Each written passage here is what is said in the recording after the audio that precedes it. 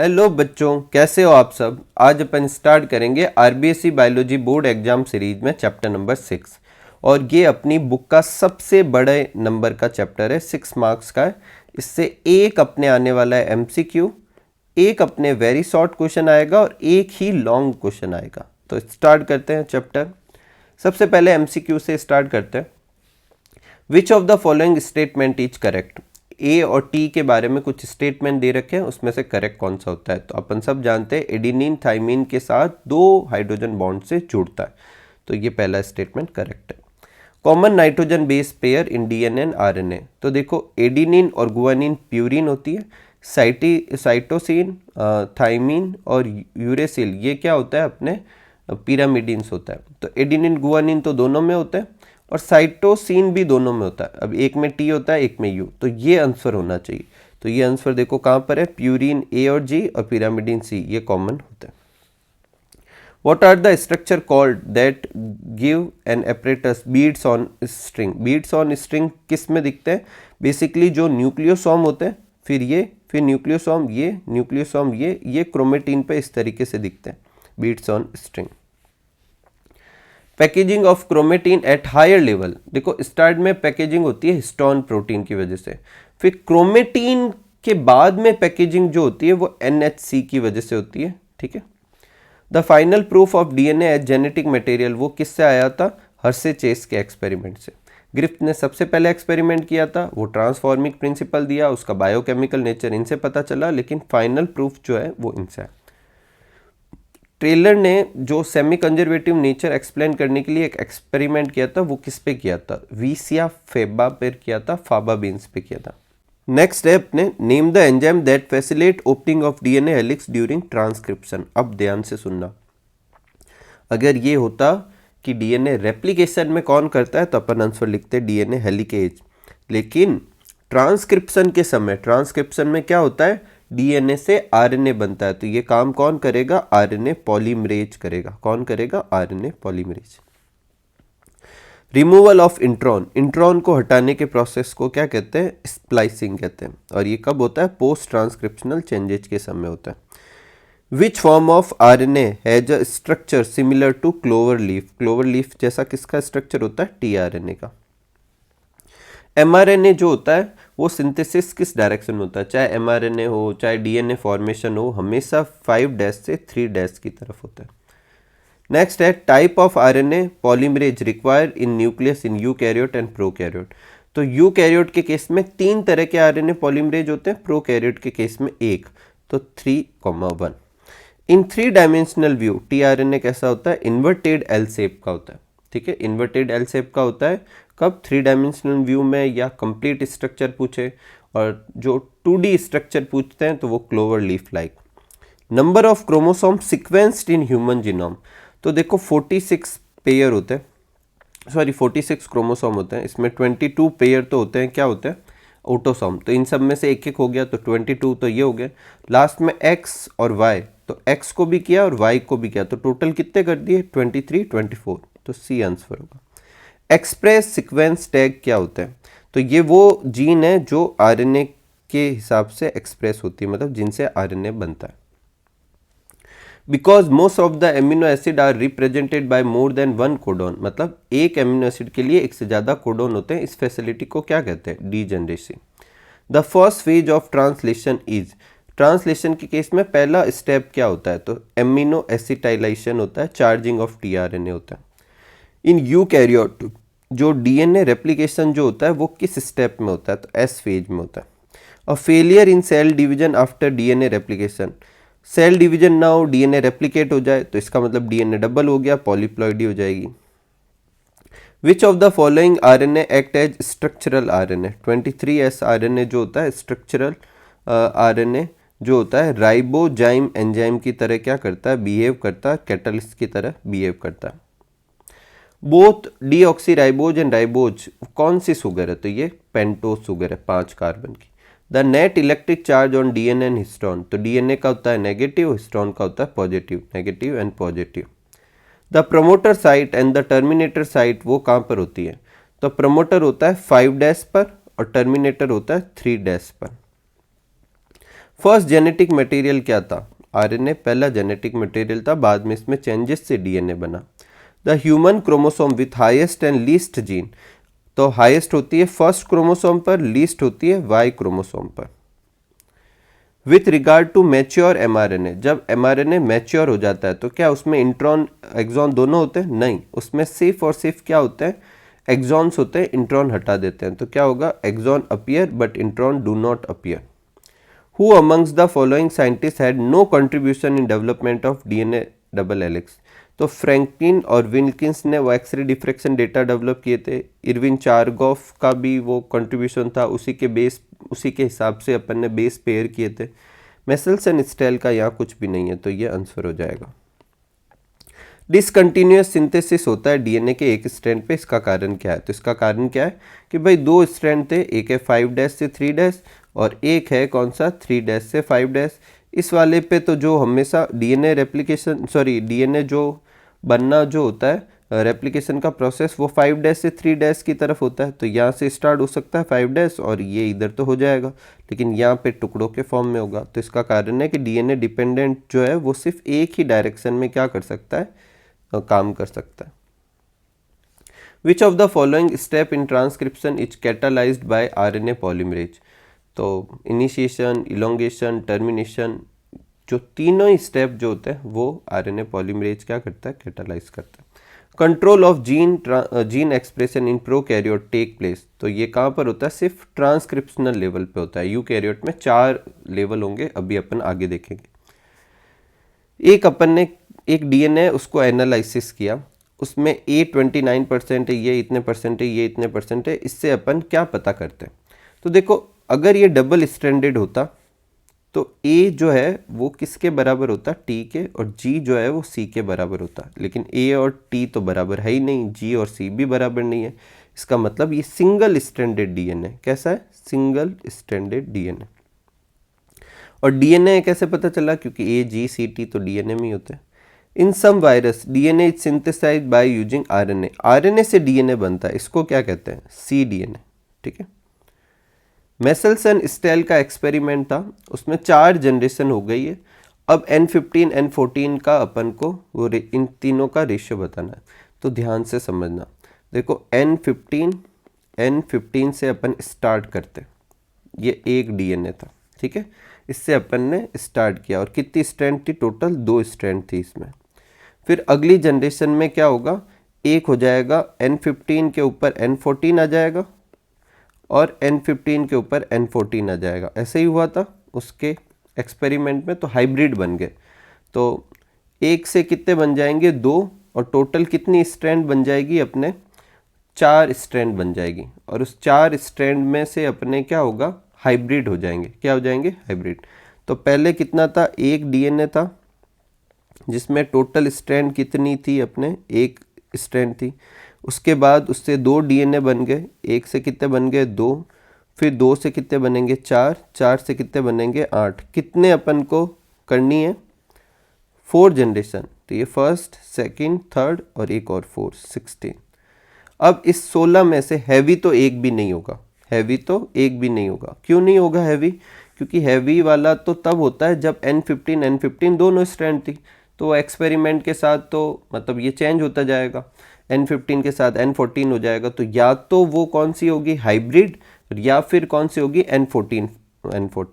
अब हाइब्रिड सिर्फ 2 ही रहेंगे। कितने रहेंगे? 2। बाकी सारे कौन से होंगे? अपने कौन से वाले बचेंगे? बाकी सारे के सारे N14 वाले।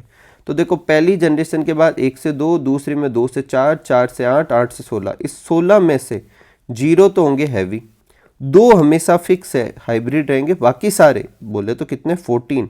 ये N14 वाले रहेंगे। अगर आपको ये चीज़ समझ में नहीं आ रही तो एक बार ये मेसल्सन स्टेल एक्सपेरिमेंट अच्छे से पूरा देखे, फिर समझ में आएगा। अब इनका रेशियो निकाले तो 0:1:7। नेक्स्ट है, if the base sequence of codon in mRNA वो 5' AUG 3' है, तो tRNA पर एंटी कोडॉन क्या होगा? एंटी कोडॉन इसका उल्टा होता है, AUG है तो A के हिसाब से तो क्या होगा? सामने A के हिसाब से T होना चाहिए, लेकिन क्योंकि RNA तो RNA में T तो होता नहीं, U के हिसाब से A और G के हिसाब से C। To initiate translation mRNA first किसके ऊपर जाके जुड़ता है? तो एमआरएनए के ऊपर स्मॉलर राइबोसोमल यूनिट जुड़ती है। In E coli the lac operon get switch on. Lac operon switch on कब होता है? जब लैक्टोज हो, और लैक्टोज क्या करता है? वो बाइंड करता है किसके साथ? रिप्रेसर के साथ। The amino acid attach to tRNA. Amino acid जब टीआरएनए पे अटैच होता है तो वो किस साइड पे होता है? तो अपन अभी टीआरएनए का आगे डायग्राम देखेंगे तो उसमें 3' एंड पर जाके जुड़ता है। ठीक है। The RNA polymerase is holo enzyme. ये एक होलो एंजाइम है जिसमें प्रमोटर, स्ट्रक्चरल और टर्मिनेटर रीजन होते हैं। प्रमोटर और टर्मिनेटर रीजन होते हैं, स्ट्रक्चरल जीन और टर्मिनेटर रीजन होते हैं, और ये स्ट्रक्चरल जीन के लिए होती है। तो ये सिर्फ किसके लिए होती है? स्ट्रक्चरल जीन पर काम करती है। ठीक है। ट्रांसक्राइब किसे करेगी? सिर्फ स्ट्रक्चरल जीन को करेगी। टीआरएनए को एक और नाम क्या कहते हैं? तो सॉल्युबल आरएनए कहते हैं, इसलिए एसआरएनए भी होता है। ई कोलाई में और हैप्लॉइड ह्यूमन सेल में डीएनए कंटेंट बताना है। तो ई कोलाई में तो होता है 4.6 इंटू 10⁻6 बेस पेयर, और हैप्लॉइड कंटेंट कितना होता है? 3.3 इंटू 10⁻9। डिप्लॉइड क्या होगा? इसका डबल कर देंगे। ठीक है। नेक्स्ट लेते हैं वेरी शॉर्ट क्वेश्चंस। इसमें सबसे पहला क्वेश्चन है कि कंपोनेंट लिखने अपन को किसके? न्यूक्लियोटाइड के। तो एक न्यूक्लियोटाइड के कितने कंपोनेंट होंगे? 3 कंपोनेंट। एक तो होगा नाइट्रोजिनस बेस जो एडिनिन, गुएनिन, साइटोसिन और थाइमिन होगा डीएनए में। एडिनिन, गुएनिन, साइटोसिन और यूरेसिल होगा किसमें? आरएनए में। पेंटोज शुगर होगी जो या तो राइबोज होगी जो कि आरएनए में होती है, या डीऑक्सीराइबोज जो डीएनए में होती है, और क्या हो जाएगा? Phosphate group. नेक्स्ट क्वेश्चन है कि नाइट्रोजन बेस के टाइप लिखने। तो ये 2 तरह के होते हैं, एक प्यूरिन्स और एक पायरिमिडिन्स। प्यूरिन में कौन से आते हैं? एडिनिन और गुएनिन। और पायरिमिडिन्स में साइटिडीन, साइटोसिन, थाइमिन और यूरेसिल आता है। नेक्स्ट है write the name of bond between nucleoside and nucleotide and polynucleotide. तो ग्लाइकोसिडिक बॉन्ड तो होता है न्यूक्लियोसाइड में, फॉस्फोएस्टर बॉन्ड होता है न्यूक्लियोटाइड में, और फॉस्फोडाइएस्टर बॉन्ड होता है पॉलीन्यूक्लियोटाइड में।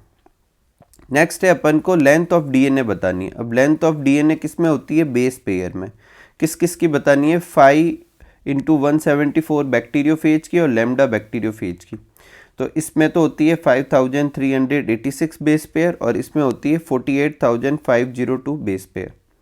नेक्स्ट है write the chemical name of thymine. तो देखो थाइमिन जो होता है वो यूरेसिल के मॉडिफिकेशन से बना है। यूरेसिल जो होता है वो किस में होता है? आरएनए में, और उसमें मॉडिफिकेशन से थाइमिन बनता है जो कि किस में होता है? डीएनए में। तो 5 मिथाइल यूरेसिल क्या होता है? थाइमिन का नाम होता है। नेक्स्ट है राइट द चारगॉफ प्रिंसिपल। अब चारगॉफ प्रिंसिपल क्या होता है? तो एक डबल स्ट्रैंडेड डीएनए के लिए A/T और G/C R क्या होते हैं? कांस्टेंट भी होते हैं और इक्वल भी होते हैं। इसे अपन ऐसे भी लिख सकते हैं A/T इक्वल टू G/C। ठीक है। नेक्स्ट है what is central dogma principle. तो सेंट्रल डॉगमा प्रिंसिपल क्या होता है? देखो कि जो फ्लो ऑफ जेनेटिक इंफॉर्मेशन होती है वो कैसे होती है। तो डीएनए से डीएनए बनता है, इसे अपन क्या बोलते हैं? रेप्लिकेशन। क्या बोलते हैं? रेप्लिकेशन। ठीक है। और फिर डीएनए से क्या बनेगा? आरएनए। क्या बनेगा? आरएनए। और इसको अपन क्या बोलेंगे? ट्रांसक्रिप्शन। क्या कहेंगे? ट्रांसक्रिप्शन। ठीक है, शॉर्ट में लिख देता हूँ मैं। और आरएनए से क्या बनता है? फिर प्रोटीन बनता है, और इस प्रोसेस को क्या कहते हैं? ट्रांसलेशन। क्या कहेंगे? ट्रांसलेशन। ठीक है। तो ये जो होती है, और ये किसने दी थी? फ्रांसिस क्रिक ने दी थी। According to it genetic information flow from DNA to RNA, RNA से प्रोटीन। नेक्स्ट है what is the total length of DNA in diploid human cell. तो देखो हैप्लॉयड ह्यूमन सेल में जो डीएनए की लेंथ होती है वो होती है 3.3 इंटू 10⁻9 बेस पेयर। तो बेस पेयर के हिसाब से इतनी होगी। अब डिप्लॉयड में क्या करेंगे? डबल कर देंगे, तो 6.6 इंटू 10⁻9 बेस पेयर हो जाएगी। अब अपन को लेंथ मीटर में बतानी है, तो 2 बेस पेयर के बीच की डिस्टेंस होती है 0.34 नैनोमीटर। मल्टीप्लाई करेंगे करीब 2.2 मीटर का आ जाएगा। नेक्स्ट है व्हाट इज न्यूक्लियोइड। न्यूक्लियोइड क्या होता है? तो the prokaryotic DNA present in region in form of large loop held by a positive charge protein in small region known as nucleoid. देखो प्रोकैरियोटिक सेल में nucleus तो होता नहीं, तो ऐसा नहीं कि उसमें डीएनए हर जगह होता है। तो उसमें डीएनए एक स्पेसिफिक जगह पर होगा, पॉजिटिव चार्ज से पैक्ड होगा। अब पॉजिटिव चार्ज से क्यों? क्योंकि डीएनए एक नेगेटिव चार्ज है। तो पॉजिटिव चार्ज प्रोटीन का इस्तेमाल किया जाता है, तो वो डीएनए जिस जगह पर होगा उस जगह को अपन क्या कह देंगे, न्यूक्लियोइड। यहाँ पर कोई न्यूक्लियर मेम्ब्रेन, न्यूक्लियोलस ऐसा कुछ भी नहीं होता। नेक्स्ट है why histone is basic in nature. Histone basic क्यों है? तो हिस्टोन प्रोटीन जो होती है वो बेसिक होती है क्योंकि उसमें बेसिक एमिनो एसिड होते हैं। कौन कौन से? लाइसिन और आर्जिनिन। और हिस्टोन जो होता है यूकैरियोट में एसिडिक डीएनए मॉलिक्यूल को पैक करने में इस्तेमाल लिया जाता है। हेट्रोक्रोमेटिन और यूक्रोमेटिन क्या होता है? तो देखो, क्रोमेटिन में दो रीजन होते हैं। एक वो रीजन जो लूजली पैक्ड हो, जो लाइटली स्टेन होगा और ट्रांसक्रिप्शनली मोर एक्टिव होगा, उसे यूक्रोमेटिन कहेंगे। जिसमें डेंस पैकिंग होगी, डार्कली स्टेन होगा और ट्रांसक्रिप्शनली ज़्यादा एक्टिव कम एक्टिव होगा, उसे हेट्रोक्रोमेटिन कहेंगे। नेक्स्ट है who gave transforming principle and who find the biochemical nature of transforming principle. तो ट्रांसफॉर्मिंग प्रिंसिपल तो दिया था ग्रिफ्थ ने, और उसका बायोकेमिकल नेचर जो है एवरी, मैक्लॉयड और मैककार्टी ने क्या किया था? फाइंड किया था। और क्या फाइंड किया था कि ट्रांसफॉर्मिंग सब्सटेंस कौन है? डीएनए। नेक्स्ट है write the name of organism in which RNA is genetic material. तो आरएनए किस किस में होता है? टोबैको मोजेक वायरस में होता है, क्यूबी बैक्टीरियोफेज में होता है, और एक अपन डिजीज वाले चैप्टर में पढ़ते हैं एचआईवी जो होता है उसमें भी आरएनए जेनेटिक मटेरियल होता है। नेक्स्ट है why RNA is more reactive than DNA. RNA DNA के कंपेयर में ज़्यादा रिएक्टिव क्यों है? तो 2-OH ग्रुप जो होता है राइबोज शुगर का, वहाँ पर आरएनए में क्या होता है? रिएक्टिव ग्रुप होता है, क्योंकि वहाँ पर क्या होता है? HOH, और it make RNA highly reactive, labile और easily degradable. RNA function as enzyme, therefore it is reactive and unstable. जबकि डीएनए में उस जगह पर क्या होता है? HH होता है, तो वो उसे कम रिएक्टिव और ज़्यादा स्टेबल बना देता है। ठीक है। नेक्स्ट है draw the label diagram of nucleosome. तो ये न्यूक्लियोसोम का डायग्राम है, अपनी बुक में दे रखा है, सिंपल सा है, जिसमें बीच में क्या है? हिस्टोन ऑक्टामर, और उसके ऊपर डीएनए रैप किया हुआ है, और ये H1 हिस्टोन है। ठीक है। नेक्स्ट है if the sequence of one strand of DNA. अब डीएनए का एक स्ट्रैंड दे रखा है, उससे बहुत सारे क्वेश्चन पूछ सकते हैं। आपको पूछ सकते हैं कोडिंग स्ट्रैंड कौन सा होगा, तो 5' से 3' जो होगा वो अपने कोडिंग स्ट्रैंड कहलाएगा, और 3' से 5' जो होता है वो टेम्पलेट स्ट्रैंड। तो टेम्पलेट स्ट्रैंड अपन बनाएंगे, कैसे बनाएंगे? ए के सामने टी आता है, ए के सामने टी आता है, इस तरीके से कॉम्प्लीमेंट्री बेस पेयर से बना लेंगे। अब एमआरएनए कैसे बनाएंगे? एमआरएनए बनाने के लिए टेम्पलेट स्ट्रैंड का इस्तेमाल किया जाता है। ठीक है। और टेम्पलेट स्ट्रैंड में अपन को कॉम्प्लीमेंट्री प्रिंसिपल लगाना, बस इतना ध्यान रखना है कि ए के सामने टी नहीं, यू लगाना है। ठीक है। तो इस तरीके से आ जाएगा। नेक्स्ट है रेप्लिकेशन फॉर्क क्या होता है? तो DNA can't be separated in entire length. जब डीएनए रेप्लिकेशन होता है तो उसको पूरा अपन नहीं सेपरेट करते, क्योंकि ज़्यादा एनर्जी की रिक्वायरमेंट होगी। तो रेप्लिकेशन जो होता है एक स्मॉल ओपनिंग में होता है, और उस ओपनिंग को क्या कहते हैं? Replication fork. टेलर और कॉलीग जो है उन्होंने किस प्लांट पे परफॉर्म किया था? तो वीसिया फाबा पर किया था, उन्होंने रेडियो एक्टिव थाइमिडीन का इस्तेमाल किया था। नेक्स्ट है सिस्ट्रॉन क्या होता है? तो segment of DNA coding for a polypeptide is called cistron. Exon और इंट्रॉन क्या होता है? तो यूकैरियोट में जो जीन होती है वो कैसी जीन होती है? स्प्लिट जीन होती है, जिसमें कोडिंग और नॉन कोडिंग दोनों सीक्वेंस होते हैं। कोडिंग सीक्वेंस को एक्सॉन कहते हैं और नॉन कोडिंग सीक्वेंस को इंट्रॉन्स कहते हैं। ठीक है। और इंट्रॉन्स जो होता है वो मैच्योर्ड आरएनए में, जो एमआरएनए बनता है प्रोसेसिंग के बाद, उसमें नहीं होता। और स्प्लिट जीन किस में होती है? यूकैरियोट में होती है। ठीक है। स्प्लिट जीन क्यों कहते हैं? क्योंकि इसमें दो तरह के सीक्वेंसेज हैं, कोडिंग और नॉन कोडिंग। नेक्स्ट है write the genetic codon with dual function. तो AUG जो होता है उसके दो फंक्शन होते हैं, एक तो ये मिथ्योनाइन के लिए कोड करता है और एक इनिशिएटर कोडॉन की तरह काम करता है। नेक्स्ट है write the change beta globin chain in case of sickle cell anaemia. तो सिकल सेल एनीमिया के केस में बीटा ग्लोबिन चेन में क्या फ़र्क आता है? तो उसकी 6th पोजीशन जो होती है उसमें चेंज आता है, उसमें ग्लूटामेट की जगह क्या हो जाता है? वैलिन हो जाता है। नेक्स्ट है write the name of start and stop codon. तो स्टार्ट कोडन अभी अपन ने देखा था AUG होता है। स्टॉप कोडन कौन से होते हैं? UAA, UAG और UGA। नेक्स्ट है how is repetitive satellite DNA separated from bulk genomic DNA for various genetic experiment. तो कैसे अलग करते हैं? उसे अलग करने के लिए डेंसिटी ग्रेडियंट सेंट्रीफ्यूजेशन का इस्तेमाल करते हैं, और इसके लिए कौन सी density? Caesium chloride density gradient centrifugation का इस्तेमाल करते हैं। इसमें बल्क डीएनए जो होता है वो मेजर पीक के फॉर्म में ऑब्टेन होता है, और स्मॉल पीक्स जो होती है वो सैटेलाइट डीएनए होती है। नेक्स्ट है write the need of packaging of DNA. DNA package करने की नीड क्या है? तो डीएनए काफ़ी लंबा होता है और न्यूक्लियस की डायमेंशन बहुत छोटी होती है। जैसे ह्यूमन के केस में डीएनए तो है 2.2 मीटर और जो न्यूक्लियस है वो बहुत ही छोटा है, तो उसे उस छोटी सी जगह पर फिट करने के लिए अपन को पैकेजिंग की नीड होती है। ठीक है। नेक्स्ट है the sensitivity of DNA fingerprint technique increase by which technique. तो पीसीआर कर देते हैं ताकि सैंपल को एम्पलीफाई किया जा सके। ठीक है।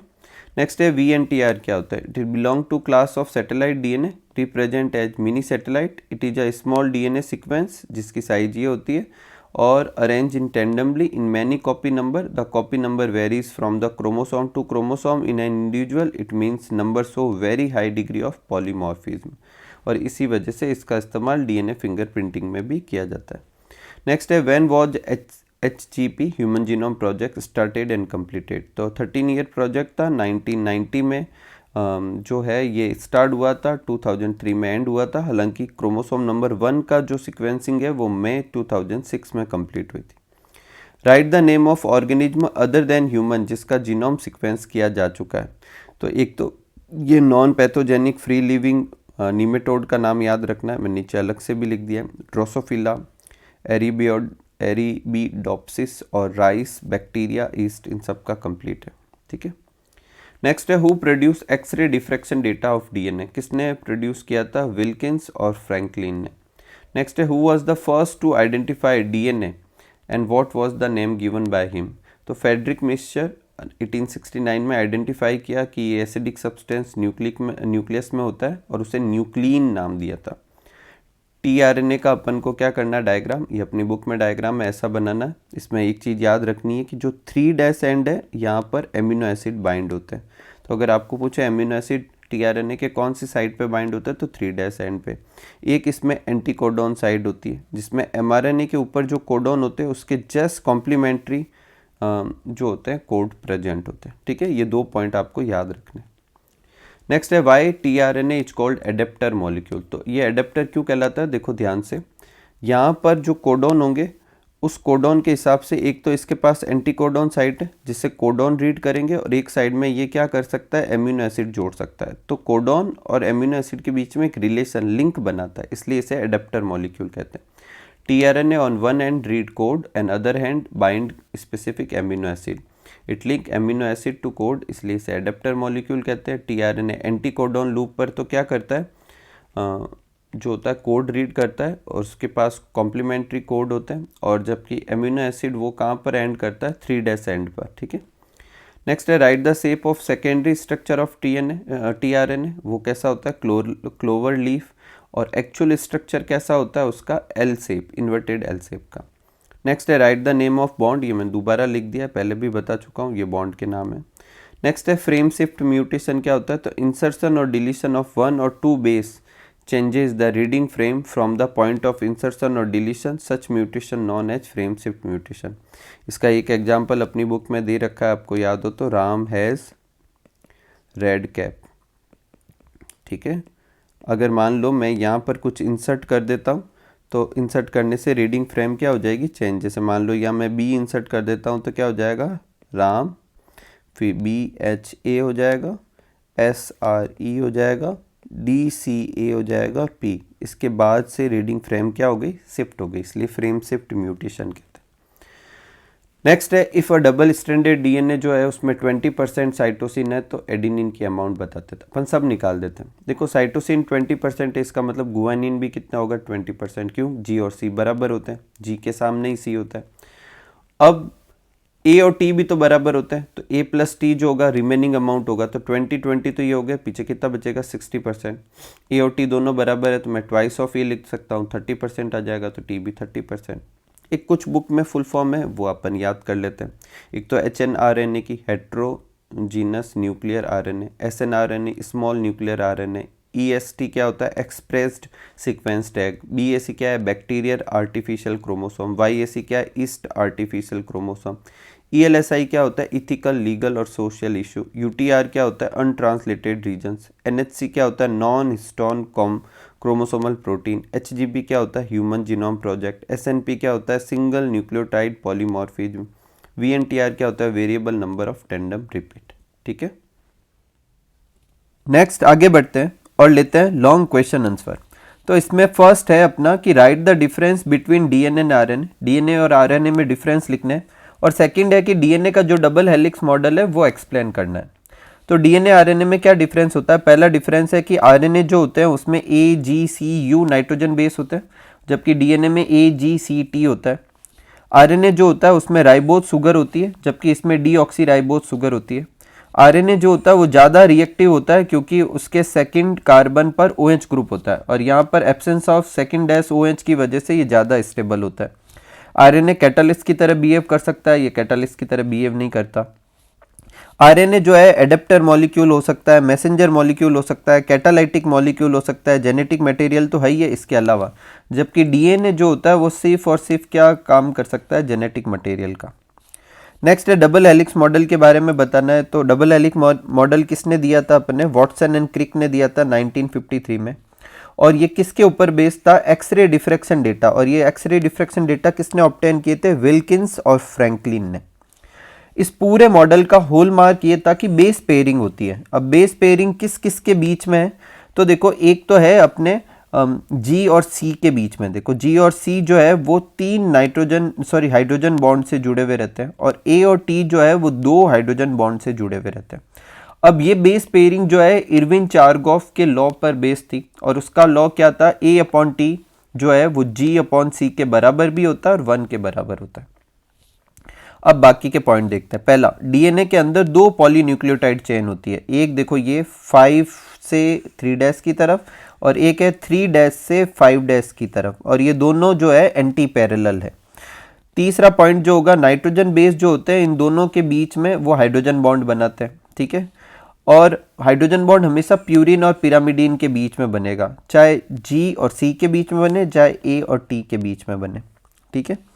नेक्स्ट है अपने कि 2 चेन जो होती है वो राइट हैंडेड फैशन में कॉइल्ड होती है, और जो है द पिच जो होती है हेलिक्स की वो कितनी होती है? 3.4 नैनोमीटर।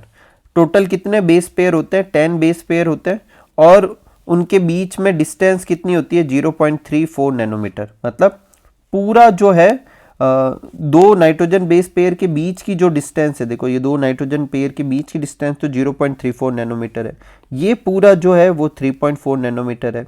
इसका मतलब इसमें टोटल कितने बेस पेयर होंगे? 10 base pair.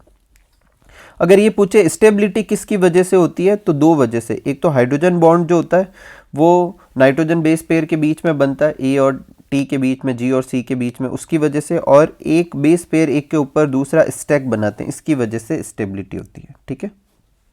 Next second question लेते हैं। सेकंड क्वेश्चन है write the criteria of genetic material और एक्सप्लेन पैकेजिंग ऑफ डीएनए। अब जेनेटिक मटेरियल होने के लिए क्या क्राइटेरिया होना चाहिए? तो पहला है कि उसके पास रेप्लिकेशन की एबिलिटी होनी चाहिए। दूसरा है स्टेबल होना चाहिए केमिकली और स्ट्रक्चरली। और तीसरा है कि वो स्लो म्यूटेशन प्रोवाइड करवाए ताकि इवोल्यूशन हो सके। और चौथा है कि it should be express itself in the form of Mendelian character. मतलब ये एक्सप्रेस हो पाए, मेंडल के करेक्टर एक्सप्रेस होते हैं ना, मतलब पहले डीएनए से क्या बनेगा? आरएनए, आरएनए से प्रोटीन, ठीक है। नेक्स्ट है पैकेजिंग ऑफ डीएनए। तो इसको अपन दोनों तरीके समझते हैं, पहले प्रोकैरियोट में फिर यूकैरियोट में। प्रोकैरियोट में क्या होता है? In prokaryote DNA is not scattered throughout the cell, it is packed in a small region known as nucleotide. वो सिर्फ न्यूक्लियोटाइड में पैक्ड होते हैं। डीएनए कैसा होता है? नेगेटिव चार्ज मॉलिक्यूल होता है, और ये न्यूक्लियोइड रीजन में किसकी वजह से? पॉजिटिव चार्ज प्रोटीन की वजह से पैक होता है, और ये प्रोटीन नॉन हिस्टोन प्रोटीन होती है, ठीक है। It is present in form of large loop. अब यूकैरियोट में जो होती है उसके लिए भी पॉजिटिव चार्ज प्रोटीन का इस्तेमाल किया जाता है, लेकिन वो प्रोटीन कौन सी होती है? हिस्टोन। तो अपन लेवल के हिसाब से समझते हैं। सबसे पहले लेते हैं हिस्टोन। तो हिस्टोन जो है पॉजिटिव चार्ज बेसिक प्रोटीन है, ये rich in basic amino acid, lysine, arginine, इनमें मतलब ये बेसिक एमिनो एसिड ज़्यादा होने की वजह से ये बेसिक प्रोटीन हो जाती है और पॉजिटिव चार्ज हो जाती है। और 5 तरह की हिस्टोन प्रोटीन होती है, H1, H2A, H2B, H3 और H4। फिर इसमें से H1 को छोड़ दें, उसके अलावा बाकी सारे जो हैं हर के 2-2 मॉलिक्यूल मिलकर 8 का एक सेट बनाते हैं जिसे हिस्टोन ऑक्टामर कहते हैं। फिर ये हिस्टोन ऑक्टामर हो गया, इसके चारों तरफ ये डीएनए की कॉइल हो जाएगी, और ये पूरा सेट क्या कहलाएगा? न्यूक्लियोसोम कहलाएगा। क्या कहलाएगा? न्यूक्लियोसोम। और इस न्यूक्लियोसोम में डीएनए हेलिक्स की जो लेंथ होती है वो कितनी होती है, 200 बेस पे है। फिर है क्रोमेटिन। फिर ये देखो, ये एक न्यूक्लियोसोम का बेस है, उसके चारों तरफ डीएनए, फिर ये आगे, फिर वापस न्यूक्लियोसोम, फिर उसके चारों तरफ डीएनए, फिर वापस ऐसे, फिर ऐसे, ये ऐसा एक स्ट्रक्चर बन जाएगा जैसे कि बीड्स ऑन स्ट्रिंग होती है। इस स्ट्रक्चर को क्या कहेंगे, क्रोमेटिन कहेंगे। क्रोमेटिन के दो पार्ट होते हैं, यूक्रोमेटिन और heterochromatin. Euchromatin transcriptionally more active होता है, कम स्ट्रेन होता है और लूजली पैक्ड होता है। हेट्रोक्रोमेटिन जो होता है डार्कली स्ट्रेन होता है, ज़्यादा पैक होता है और लेस ट्रांसक्रिप्शनली एक्टिव होता है। क्रोमोसोम क्या होता है, क्रोमेटिन फाइबर में और कंडेंसेशन और कॉइलिंग होती है।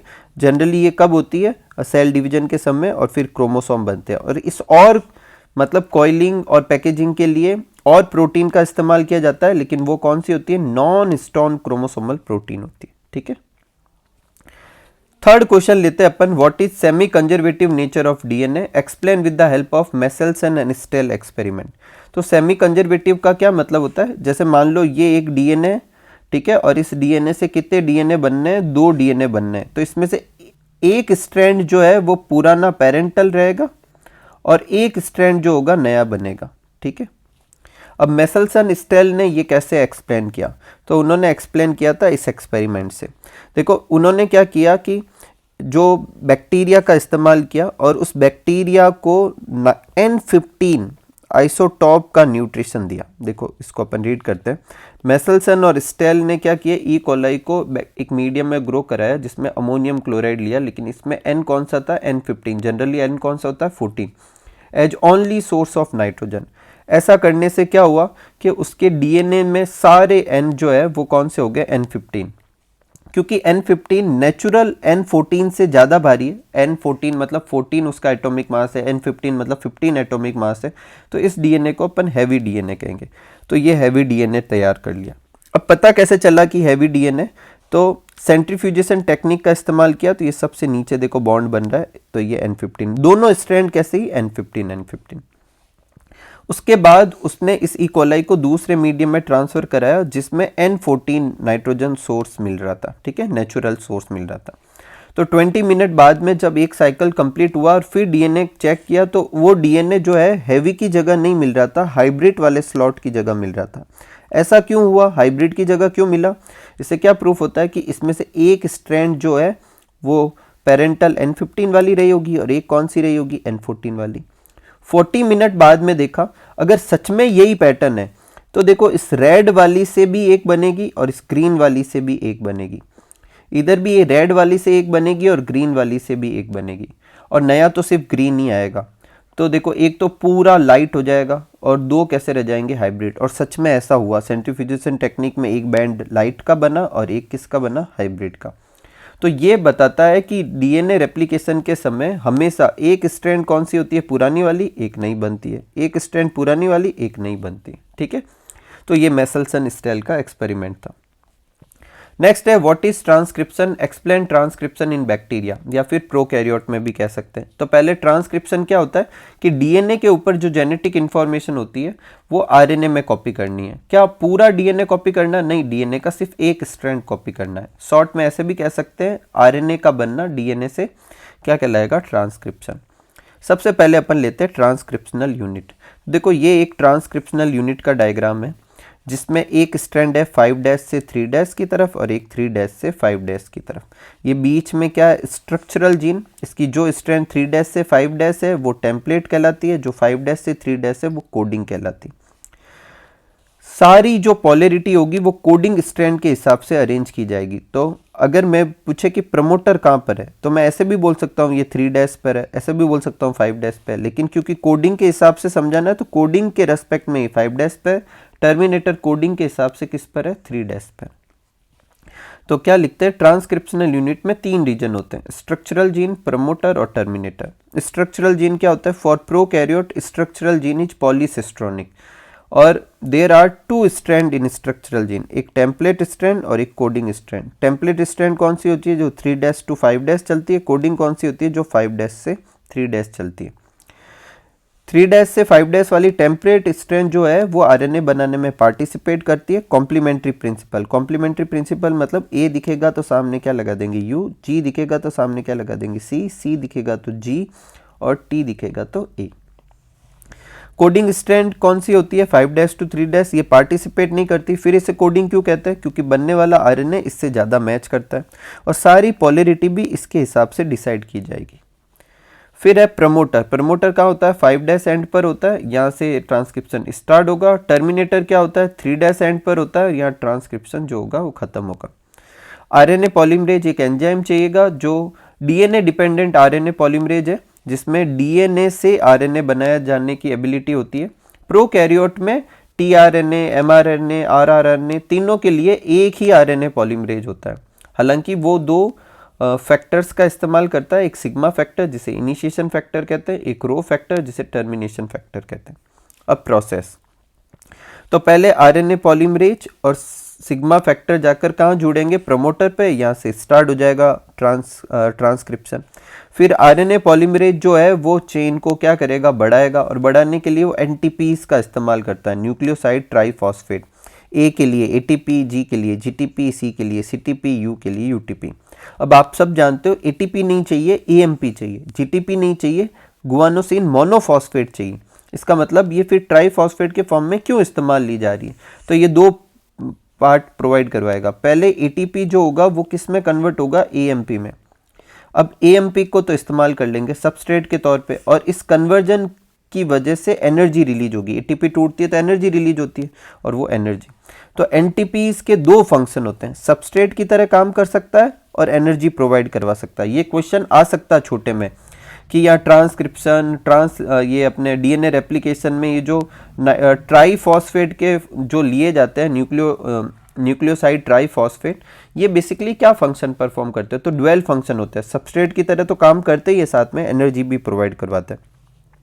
फिर ये चेल इलोंगेट होते होते जब टर्मिनेशन रीजन पे पहुंचती है तो वहाँ से जो है आरएनए पॉलीमरेज रो फैक्टर की मदद से समझ लेता है कि टर्मिनेशन करना है, और अब जो होता है जो आरएनए बना है वो अलग हो जाएगा और आरएनए पॉलीमरेज एंजाइम भी अलग हो जाएगा। प्रोकैरियोट के केस में पोस्ट ट्रांसक्रिप्शनल जो है कोई भी मॉडिफिकेशन नहीं होते, उसमें जो आरएनए बना है वही मैच्योर्ड आरएनए, जबकि यूकैरियोट में जब अपन देखेंगे तो उसमें बाद में पोस्ट ट्रांसक्रिप्शनल चेंजेस भी होते हैं। ठीक है, ये डायग्राम भी बनाना है अपन को। ठीक है, ये देखो अपना एक डीएनए जिसमें ये वाली रीजन कौन सी है प्रमोटर, ये टर्मिनेटर रीजन है, और ये अपने आरएनए पॉलीमरेज, ये सिग्मा फैक्टर। पहला स्टेप इनिशिएशन है जिसमें ये जाके जुड़ रहा है, दूसरा स्टेप इलोंगेशन है जिसमें देखो ये आरएनए बनता जा रहा है और ये आगे की तरफ खिसकता जा रहा है, और तीसरा है टर्मिनेशन जिसमें टर्मिनेटर रीजन पे पहुंचने के बाद रो फैक्टर की वजह से ये अलग हो गया और ये आरएनए जो बना हुआ था वो अलग हो गया। नेक्स्ट अपने क्वेश्चन है जेनेटिक कोडॉन से रिलेटेड। तो पहला क्वेश्चन है कि जेनेटिक कोडॉन क्या होता है, तो ये एक ट्रिपलेट कोडॉन है जो क्या रखता है, इसमें अपने जो न्यूक्लियोटाइड बेस होंगे वो 3-3 के पेयर में रीड किए जाएंगे, और ये क्या बताता है कि कौन सा एमिनो एसिड जो है वो आएगा प्रोटीन के अंदर। जैसे कि मान लो कि एक आरएनए जो है उसका सीक्वेंस मान लो ये है, तो इसमें से ये 3 कोडॉन, ये भी एक 3 का जो पेयर है कोडॉन है, ये बताएगा कि इसको अपन जेनेटिक कोडॉन के हिसाब से पहचान सकते हैं कि कौन से अमीनो एसिड के लिए कोड करेगा, ये कौन से अमीनो एसिड के लिए कोड करेगा। सेकंड है अपन को जेनेटिक कोडॉन के फीचर्स बताने हैं। तो पहला है जेनेटिक कोडॉन ट्रिपलेट होता है, टोटल 64 कोडॉन होते हैं जिसमें 61 तो अमीनो एसिड के लिए कोड करते हैं और 3 किसी के लिए कोड नहीं करते। ये जितने भी पॉइंट है सारे छोटे क्वेश्चन हो सकते हैं, तो अच्छे से पढ़ें। और जो किसी के लिए कोड नहीं करते वो बेसिकली स्टॉप कोडॉन है। कुछ एमिनो एसिड जो होते हैं एक से ज़्यादा कोडॉन से कोड होते हैं, ऐसा क्यों, क्योंकि कोडॉन तो है 64 और एमिनो एसिड है 20, तो ऑब्वियसली थिंग है बहुत सारे एमिनो एसिड ऐसे होंगे जिसके लिए एक से ज़्यादा कोडॉन है। हालांकि कभी भी उल्टा नहीं होगा, एक कोडॉन एक से ज़्यादा एमिनो एसिड के लिए कोड नहीं करेगा, लेकिन एक एमिनो एसिड के लिए एक से ज़्यादा कोडॉन हो सकते हैं। तो एक एमिनो एसिड के लिए एक से ज़्यादा कोडॉन होते हैं तो उसे डीजेनरेसी कहते हैं।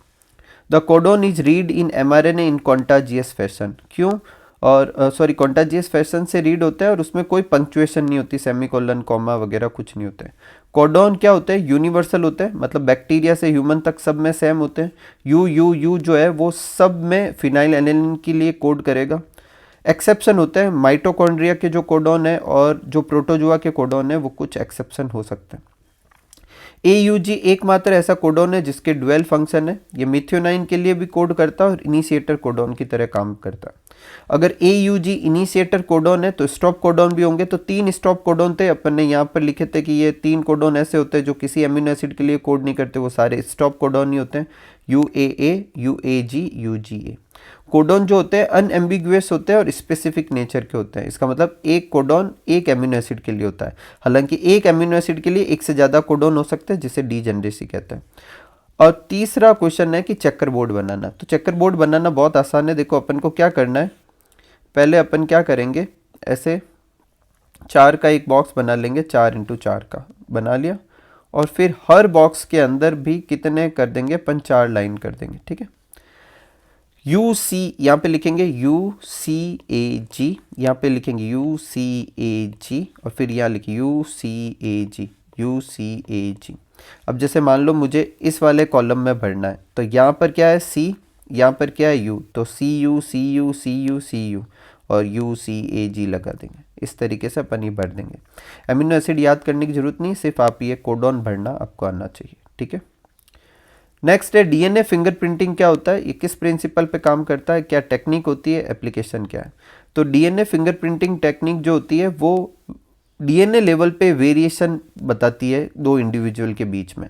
अगर वेरिएशन बताती है तो इसको अपन पॉलीमॉर्फिज्म कह सकते हैं, और उसके हिसाब से अपन इंडिविजुअल को पहचान भी सकते हैं। जिस तरीके से फिंगरप्रिंट से पहचानते हैं, इससे भी पहचान सकते हैं, इस वजह से इसे डीएनए फिंगरप्रिंटिंग कहते हैं, ठीक है। So it is a quick method to compare DNA sequence of any two individual.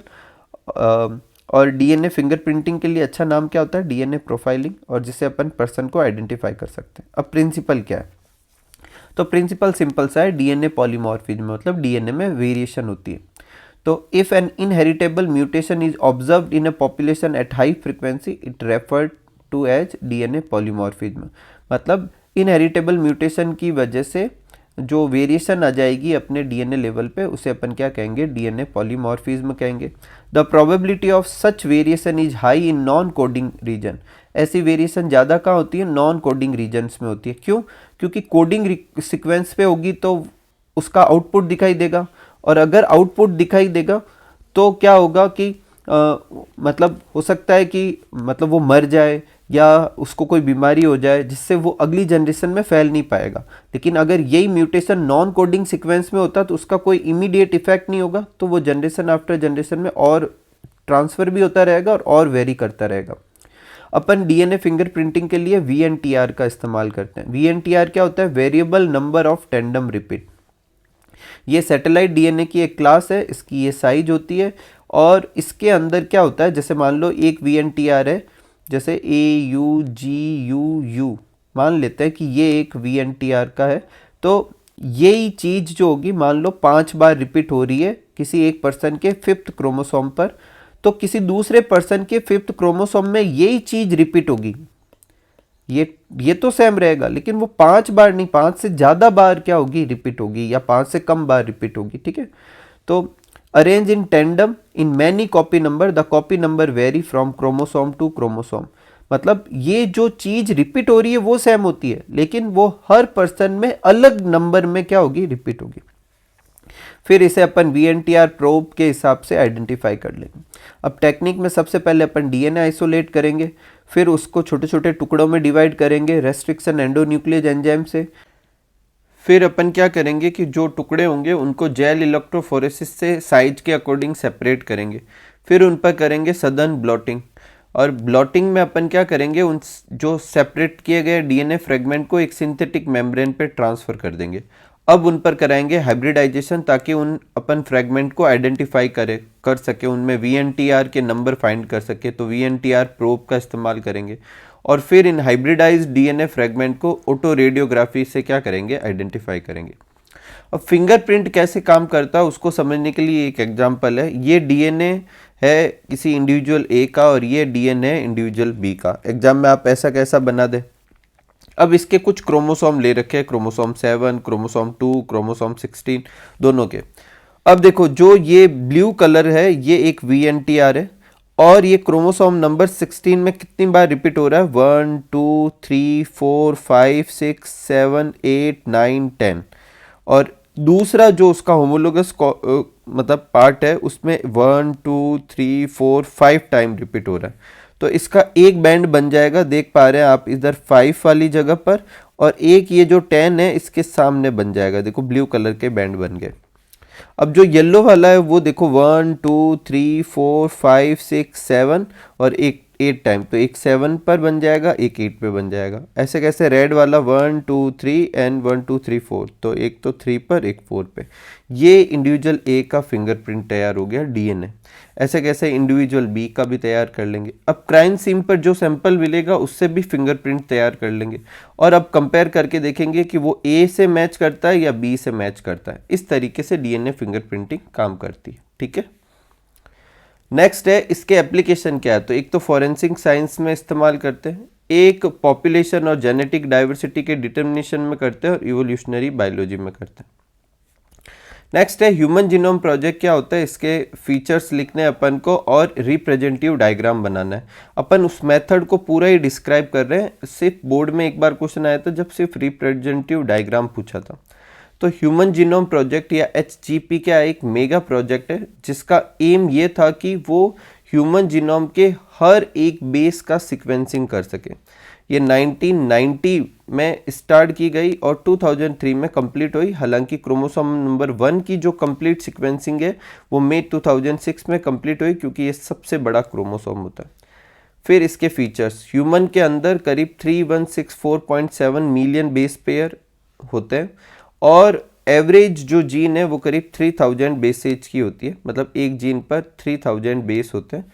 Largest जो ह्यूमन जीन है वो कौन सी है, डिस्ट्रोपिन। ये भी आपके क्वेश्चन आ सकता है, और इसमें कितने बेस पेयर थे, 2.4 मिलियन बेस पेयर थे। टोटल नंबर ऑफ जीन कितनी होगी, 30,000।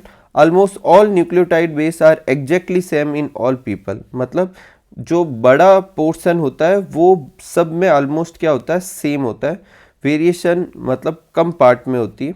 The function are unknown for करीब 50% जो हिस्सा ऐसा है जिसका फंक्शन अभी अपन को पता नहीं है। Less than 2% of genome code for protein, सिर्फ टोटल जीनोम का 2% हिस्सा जो होता है वो प्रोटीन के लिए कोड करता है। रिपीटेड सीक्वेंस काफ़ी बड़ा पोर्शन बनाते हैं ह्यूमन जीनोम का।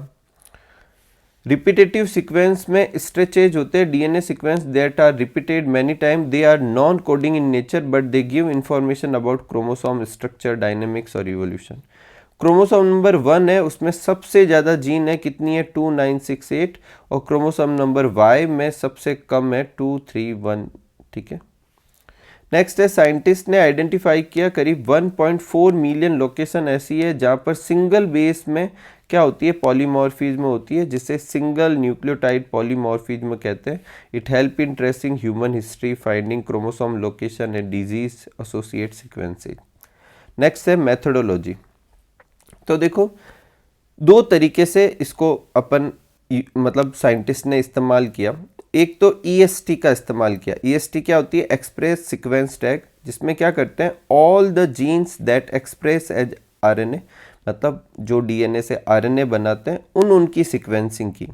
और दूसरा है सीक्वेंस एनोटेशन, जिसमें सारे जीनोम की क्या की उन्होंने, चाहे वो कोडिंग हो चाहे नॉन कोडिंग हो, उनकी सीक्वेंसिंग की। और फिर हर सीक्वेंसिंग को उन्होंने उनके फंक्शन के साथ उसे क्या किया, मतलब असाइन, मतलब नोट कर लिया। अब स्टेप क्या होते हैं, सबसे पहले अपन डीएनए को आइसोलेट करते हैं ह्यूमन सेल से, और उस बहुत सारे छोटे छोटे टुकड़ों में डिवाइड कर देते हैं।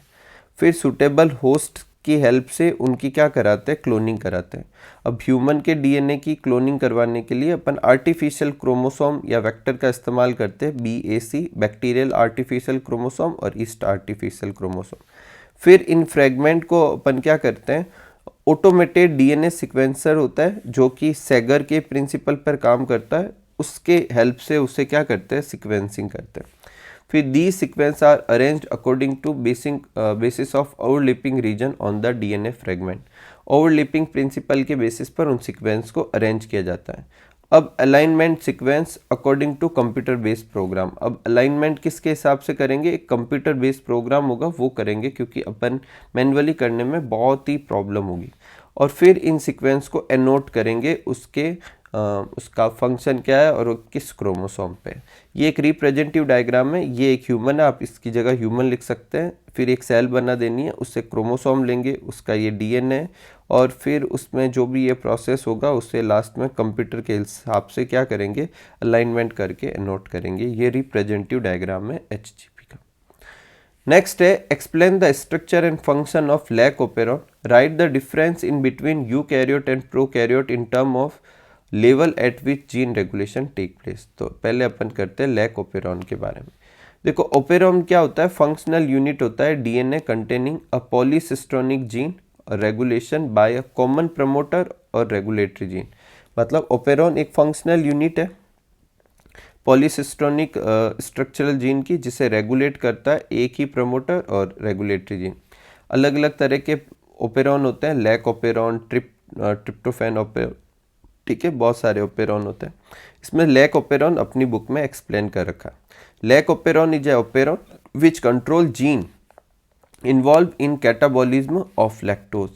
इसे सबसे पहली बार डिस्क्राइब किया था जैकब और मोनार्ड ने। अब पहले अपन देखते हैं स्ट्रक्चर। तो लैक ओपेरॉन का जो स्ट्रक्चर है उसमें देखो, एक तो है रेगुलेटरी जीन, ठीक है, ये अपने कौन सी हो जाएगी, रेगुलेटरी जीन। और इसके अलावा स्ट्रक्चरल जीन है जिसमें तीन मतलब जीन है, एक है जेड, एक है वाई और एक है ए, इसी वजह से ये पॉलीसिस्टोनिक जीन है, ठीक है। रेगुलेटरी जीन जो होती है वो नेगेटिव कंट्रोल परफॉर्म करती है और रिप्रेसर बनाती है। ये रिप्रेसर हमेशा प्रमोटर पे जुड़ा रहेगा और जिसकी वजह से स्ट्रक्चरल जीन जो होती है जनरल केस में एक्सप्रेस नहीं हो पाती। अब स्ट्रक्चरल जीन में तीन सब जीन है, लैक जेड, लैक वाई और लैक ए। जेड, वाई और ए। जेड जो होती है वो बीटा गैलेक्टोसाइडेज के लिए कोड करती है और जब ये एक्सप्रेस होगी तो बीटा गैलेक्टोसाइडेज बनाएगी जो क्या करती है, लैक्टोज को गैलेक्टोज और ग्लूकोज में कन्वर्ट करने में हेल्प करती है। लैक वाई जब एक्सप्रेस होगी तो परमिएज एंजाइम बनाएगी जो सेल की परमिबिलिटी बढ़ा देती है, किसके लिए, बीटा गैलेक्टोसाइडेज के लिए और लैक्टोज के लिए। लैक ए जो है वो ट्रांस एसिटाइलेज एंजाइम बनाता है जो कि बीटा गैलेक्टोसाइडेज को असिस्ट करता है। अब ये फंक्शन कैसे करता है, तो देखो जनरली ये लैक ओपेरॉन ऑफ रहता है, मतलब जब इंड्यूसर नहीं आता तब ये जो अपनी रेगुलेटरी जीन है एक रिप्रेसर एमआरएनए बनाती है, फिर वो रिप्रेसर बनाता है और ये रिप्रेसर जाकर प्रमोटर के पास में इस वाली जगह पर जुड़ जाता है, ऑपरेटर पर बाइंड कर देता है, जिससे आरएनए पॉलीमरेज जो है वो आकर यहाँ पे प्रमोटर पे जुड़ नहीं पाएगा, जिससे ट्रांसक्रिप्शन नहीं होगा और ये सारी जो जीन है वो अपना काम नहीं करेगी। अब जब इंड्यूसर आएगा जो कि बेसिकली लैक्टोज होता है, तो ये वाली जीन तो अपना रेगुलर जैसा काम करती है वैसा ही करेगी, रिप्रेसर एमआरएनए से रिप्रेसर बनाएगी, लेकिन ये इंड्यूसर जाकर इस रिप्रेसर पे जुड़ जाएगा और इसे इनएक्टिव कर देगा। जैसे ही ये इनएक्टिव होगा ऑपरेटर फ्री हो गया, अब प्रमोटर पे आके आरएनए पॉलीमरेज जुड़ सकता है और अगर वो जुड़ेगा तो ये स्ट्रक्चरल जीन का क्या होगा, ट्रांसक्रिप्शन, फिर इससे वो तीनों एंजाइम बन जाएंगे और लैक्टोज का क्या होगा, मेटाबॉलिज्म।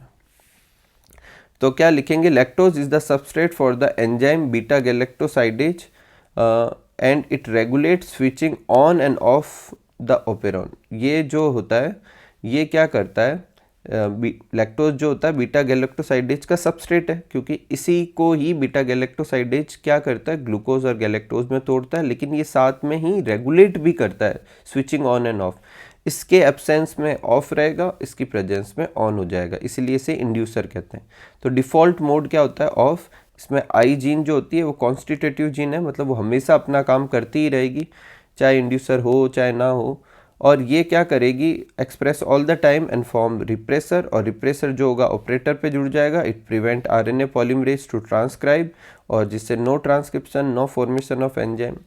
फिर जब इंड्यूसर आएगा तो ऐसे केस में रिप्रेसर इनएक्टिवेट हो जाएगा, आरएनए पॉलीमरेज आसानी से प्रमोटर पे जुड़ सकता है, ट्रांसक्रिप्शन होगा और अपना काम करेगा। ये रेगुलेशन जो होता है नेगेटिव रेगुलेशन कहलाता है, क्योंकि ये हमेशा जनरली ऑफ करके रखता है, ठीक है। अब level of gene regulation prokaryote और यूकैरियोट में क्या फ़र्क है, तो प्रोकैरियोट में जीन रेगुलेशन सिर्फ एक ही लेवल पे होता है, वो है ट्रांसक्रिप्शन लेवल, जबकि यूकैरियोट में ट्रांसक्रिप्शन लेवल पे हो सकता है, प्रोसेसिंग लेवल पे हो सकता है। जब एमआरएनए न्यूक्लियस से साइटोप्लाज्म में जाता है तो उस लेवल पे हो सकता है, ट्रांसलेशन लेवल पे हो सकता है। वैसे सबसे अच्छा लेवल यही है, फर्स्ट लेवल, जो कि प्रोकैरियोट में इस्तेमाल होता है। यूकैरियोट में भी ज़्यादातर यही होता है, लेकिन ये सारे लेवल भी होते हैं। ठीक है, नेक्स्ट है विच आरएनए एक्ट एज कैटालिस्ट, और एक है व्हाट इज ट्रांसलेशन, और एक्सप्लेन करना है ट्रांसलेशन को। तो 23S आरएनए जो होता है राइबोसोम का जो हिस्सा है, वो बैक्टीरिया में किसकी तरह काम करता है, कैटालिस्ट की तरह। और कौन सा एंजाइम, मतलब कौन सा एंजाइम बनाता है, राइबोजाइम। ये एक नॉन प्रोटीन एंजाइम है और ये बैक्टीरियल राइबोसोम का पार्ट होता है। ये कैटालिस्ट की तरह काम करता है, पेप्टाइड बॉन्ड के बनने में हेल्प करता है। ठीक है, नेक्स्ट है ट्रांसलेशन क्या होता है। डेफिनेशन है process of polymerisation of amino acid to form a polypeptide. अपन आम भाषा में कहे तो एमआरएनए से प्रोटीन बनने का प्रोसीजर है। In the process protein formation take place according to the sequence of mRNA. अब इसके स्टेप क्या है, सबसे पहले क्या होगा, टीआरएनए चार्ज होगा। तो amino acid are activated in the presence of ATP and then these activated amino acid, जो एमिनो एसिड होंगे पहले वो एटीपी से रिएक्ट करेंगे, उससे एक्टिवेट होंगे, फिर वो एक्टिवेटेड एमिनो एसिड जो होता है करस्पॉन्डिंग टीआरएनए पे जाके जुड़ जाएगा। इस प्रोसेस को क्या कहेंगे, चार्जिंग ऑफ टीआरएनए या एमिनो एसाइलेशन ऑफ टीआरएनए। उसके बाद फॉर्मेशन ऑफ पेप्टाइड बॉन्ड बोले तो प्रोटीन कैसे बनेगी। If two such charge tRNA एक दूसरे के पास में लाए तो उनमें आसानी से बॉन्ड बन सकता है। ठीक है, क्योंकि एनर्जेटिकली फिजिबल है। अब ये होगा कैसे, उसके लिए देखो सबसे पहले होता है इनिशिएशन। इनिशिएशन में क्या होता है, राइबोसोम जो होता है आप सब जानते हैं कि क्या होता है, प्रोटीन फैक्ट्री होता है। तो इससे ही काम लेना है। तो राइबोसोम कंसिस्ट स्ट्रक्चरल आरएनए और 80 टाइप के प्रोटीन से ये बना होता है। इन इट्स इनएक्टिवेट स्टेट इसकी दोनों सब यूनिट अलग अलग होती है। जब ट्रांसलेशन की बारी आती है तो स्मॉल सब यूनिट जो होती है एमआरएनए पे जाके जुड़ती है। तो पहले कौन सी जुड़ती है, स्मॉल सब यूनिट जुड़ती है। द प्रोसेस ऑफ ट्रांसलेशन फिर यहाँ से स्टार्ट हो जाता है। देर आर 2 साइट, फिर इसके ऊपर लार्ज सब यूनिट जुड़ती है जिसके ऊपर 2 साइट होती है। एक पेप्टाइड बॉन्ड बनाने की साइट होती है। ठीक है, इसे अपन पी साइट और ए साइट से अभी रिप्रेजेंट करेंगे। For initiation the ribosome bind the mRNA at start codon with the help of initiator tRNA.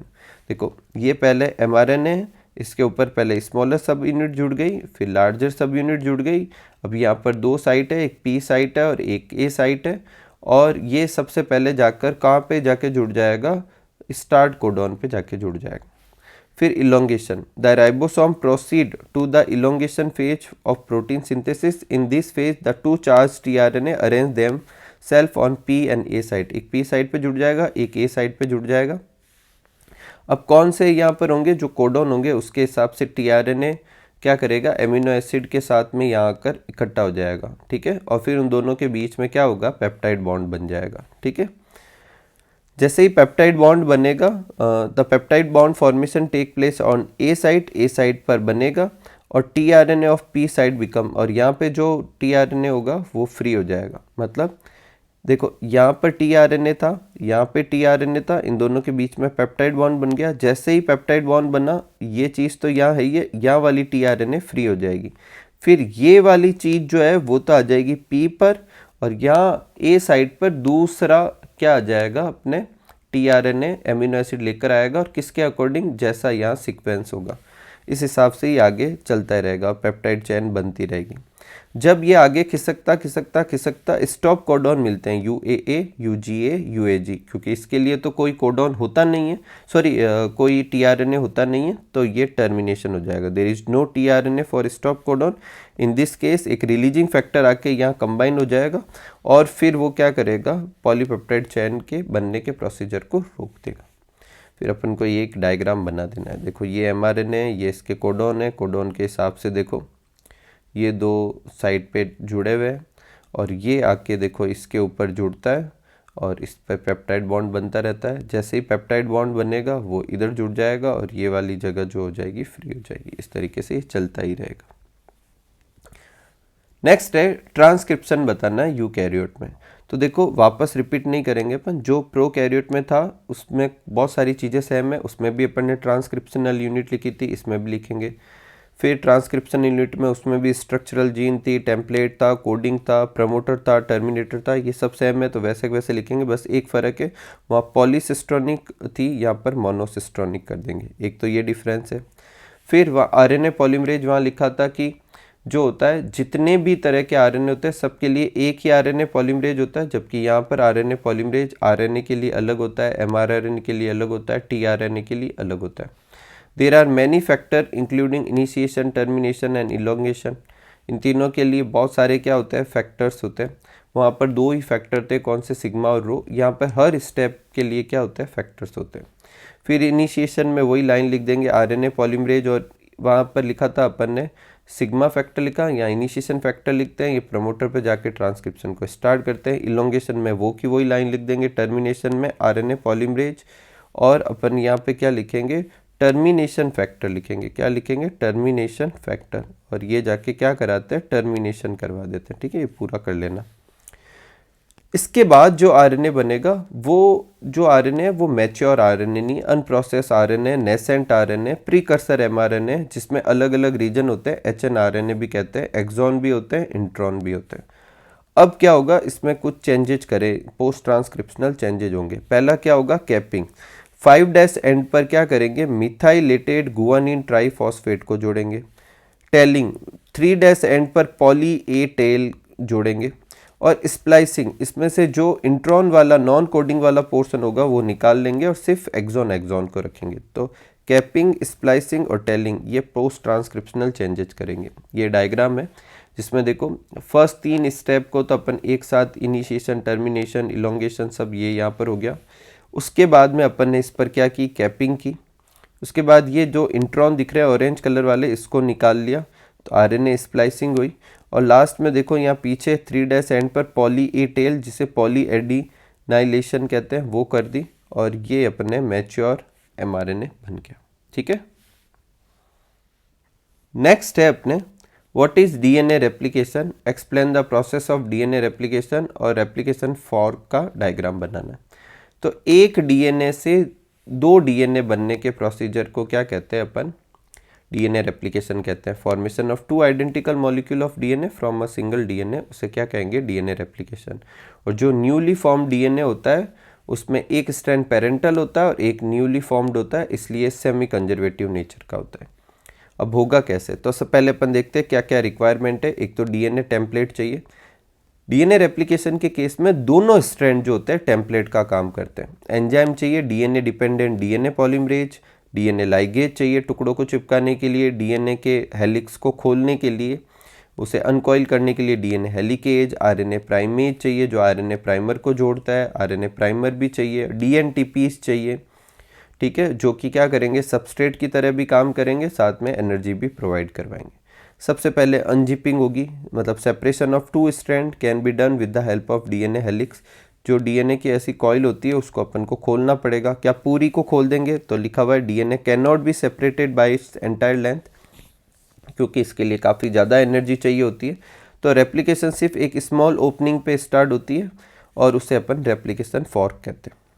Addition of primer at ORI, तो डीएनए पॉलीमरेज जो होता है वो रेप्लिकेशन को स्टार्ट नहीं कर पाता, उसके लिए प्राइमर की ज़रूरत होती है, और साथ में हर जगह से भी नहीं हो पाता, एक स्पेशल जगह से ही होगा, उसे अपन कहेंगे ओरिजिन ऑफ रेप्लिकेशन। तो ओरिजिन ऑफ रेप्लिकेशन पे प्राइमर जाके जुड़ जाता है।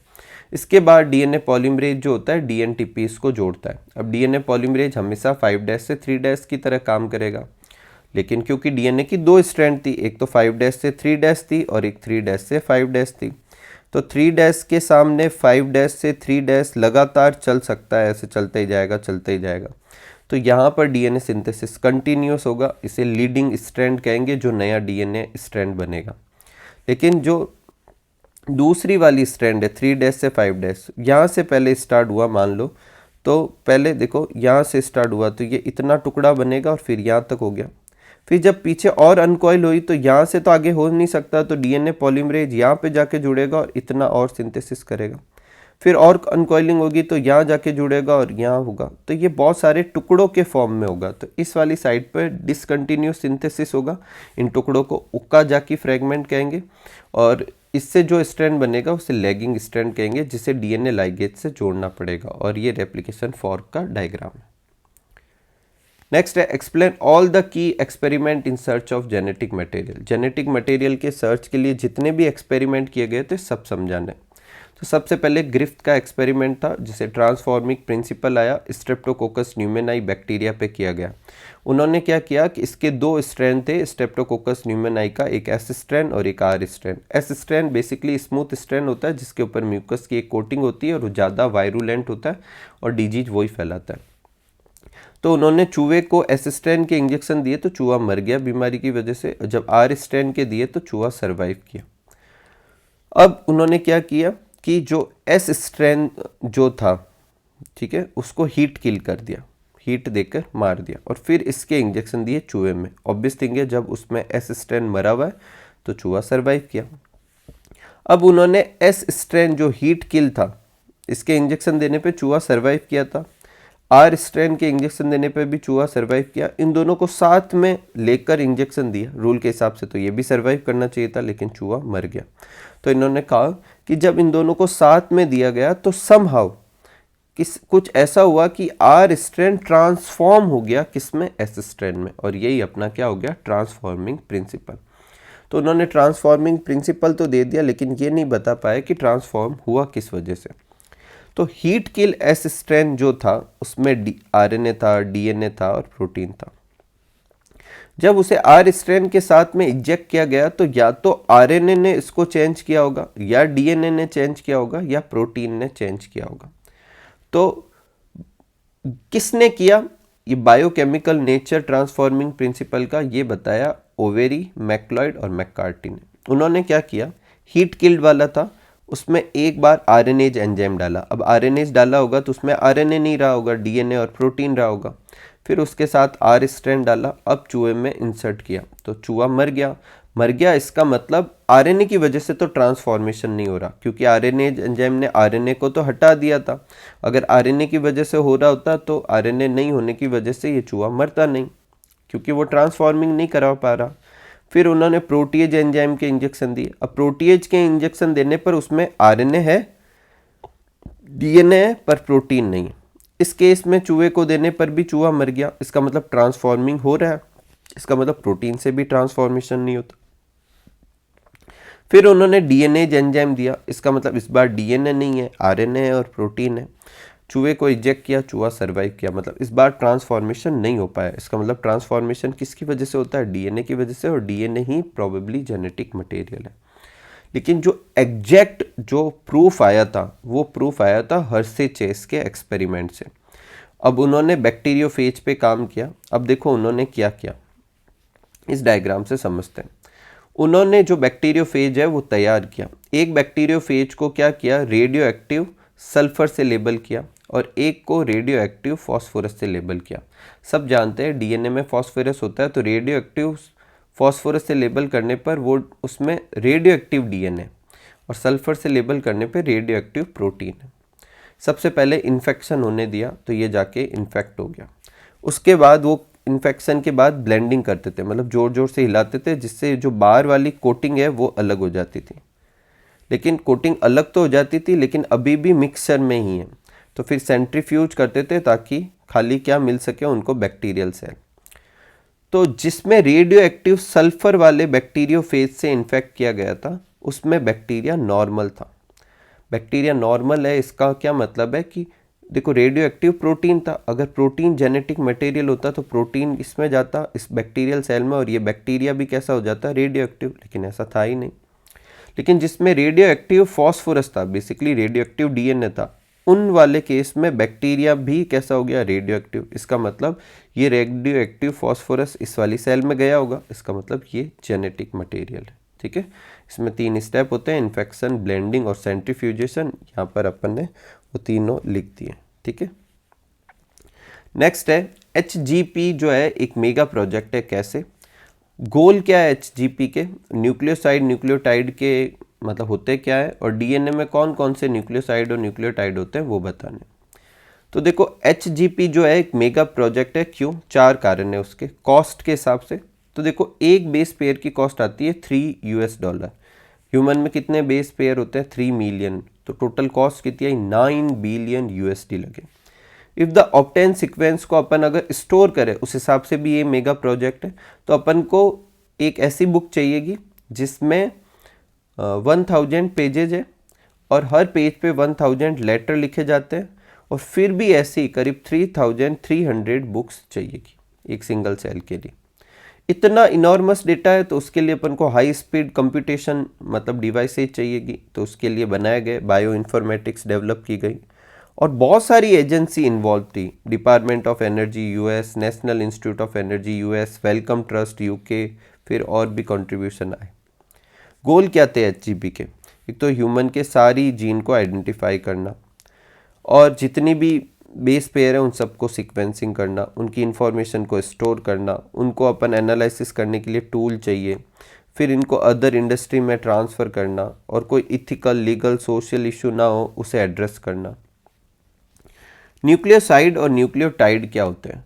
तो देखो, न्यूक्लियोसाइड और न्यूक्लियोटाइड क्या होते हैं अपने कि एडिनिन, गुआनिन, साइटोसिन और थाइमिन और यूरेसिल, ये जो नाइट्रोजन बेस है, ये जब शुगर के साथ जुड़ते हैं तो क्या बनता है? न्यूक्लियोसाइड। तो नाइट्रोजन बेस जो होती है वो पेंटोस शुगर के फर्स्ट कार्बन के OH के साथ जुड़ जाती है एन ग्लाइकोसिडिक बॉन्ड से, और फिर न्यूक्लियोसाइड बनाती है। फिर जब इस पे फॉस्फेट ग्रुप जुड़ता है तो फिर न्यूक्लियोटाइड बन जाता है। क्या बन जाता है? न्यूक्लियोटाइड। न्यूक्लियोसाइड में कौन सा बॉन्ड होता है? N glycosidic. न्यूक्लियोटाइड में कौन सा होता है? फॉस्फोएस्टर।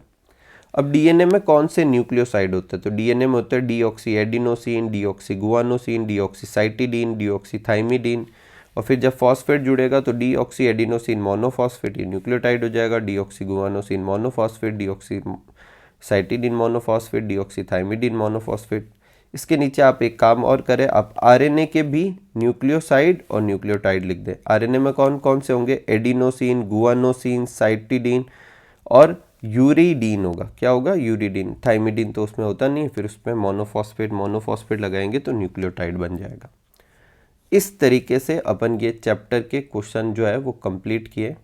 उम्मीद करूंगा कि ये आपके लिए वीडियो बहुत हेल्पफुल रहा होगा। आप इन सारे क्वेश्चन को अच्छे से लर्न करें, लाइन टू लाइन अच्छे से समझें। तो मिलते हैं अगले चैप्टर के वीडियो में। तब तक आप सब लोग खूब सारा हार्डवर्क कीजिए, खूब खुश रहिए, खूब मस्त रहिए। Thank you for watching.